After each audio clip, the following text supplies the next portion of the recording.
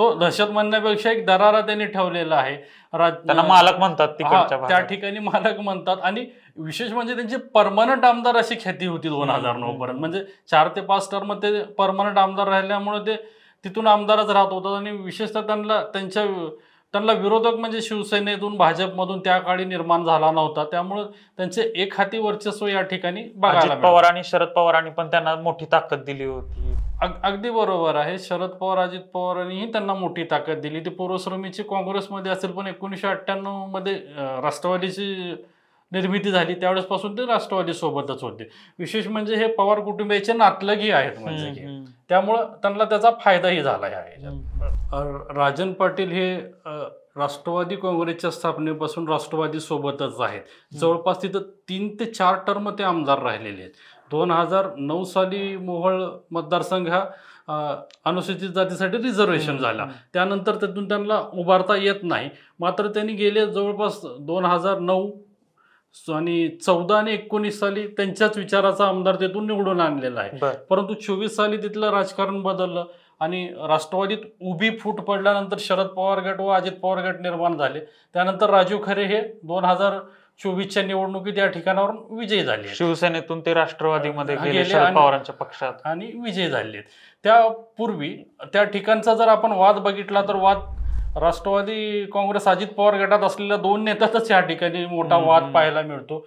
विशेष म्हणजे उमेश पाटील जे की आता सध्या अजित पवार गटाचे प्रवक्ते आहेत आणि राजन पाटील हेही त्यांच्याकडेच होते. मात्र ह्यांच्यात गेल्या 5-6 वर्षापासूनचा जर इतिहास बघितला तर दोघातला वाद क्षुल्लक कारणावरून वाद होत होता. महत्त्वाचं म्हणजे या वादाचं कारण जर असेल तर भीमा सहकारी साखर कारखाना.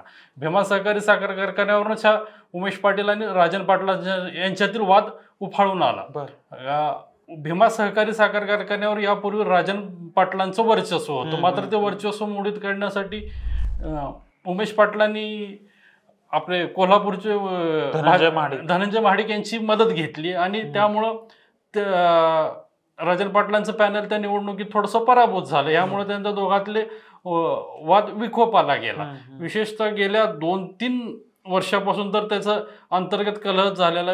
एकदा अजित पवार यांनी समज दिल्यानंतर उमेश पाटील यांनी तर राजीनामाही दिला होता म्हणजे राष्ट्रवादीच्या पदाचा. परंतु विधानसभा निवडणुकीनंतर त्यांना पुन्हा जुळवून घेतलं, प्रवक्तेपद मिळालं आणि पुन्हा प्रवक्तेपद देण्यात आलं. हा सगळा इतिहास आहे तिथला. परंतु ह्या दोघातलं वर्चस्व जर बघायला गेलं तर एक भीमा सहकारी साखर कारखाना आणि स्थानिक स्वराज्य संस्थेच्या ह्या ज्या काही निवडणूक आहेत त्यावरून त्या दोघातला उमेश पाटलांचं आपण बघितलं तर हे नाव अगदी अलीकडच्या काळातला यांचा वाद दिसून येतो.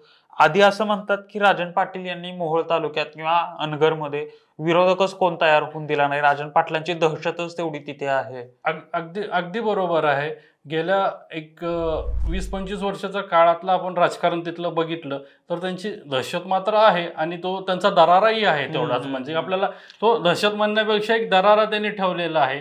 त्यांना मालक म्हणतात त्या ठिकाणी मालक म्हणतात. आणि विशेष म्हणजे त्यांची परमनंट आमदार अशी ख्याती होती 2009 पर्यंत. म्हणजे 4 ते 5 टर्म ते परमनंट आमदार राहिल्यामुळे ते तिथून आमदारच राहत होतात. आणि विशेषतः त्यांना विरोधक म्हणजे शिवसेनेतून भाजपमधून त्या काळी निर्माण झाला नव्हता. त्यामुळे त्यांचे एक हाती वर्चस्व या ठिकाणी बघायला पवार आणि शरद पवारांनी पण त्यांना मोठी ताकद दिली होती. अगदी बरोबर आहे. शरद पवार अजित पवारांनीही त्यांना मोठी ताकद दिली. ती पूर्वश्रमीची काँग्रेसमध्ये असेल, पण 1998 मध्ये राष्ट्रवादीची निर्मिती झाली त्यावेळेसपासून ते राष्ट्रवादी सोबतच होते.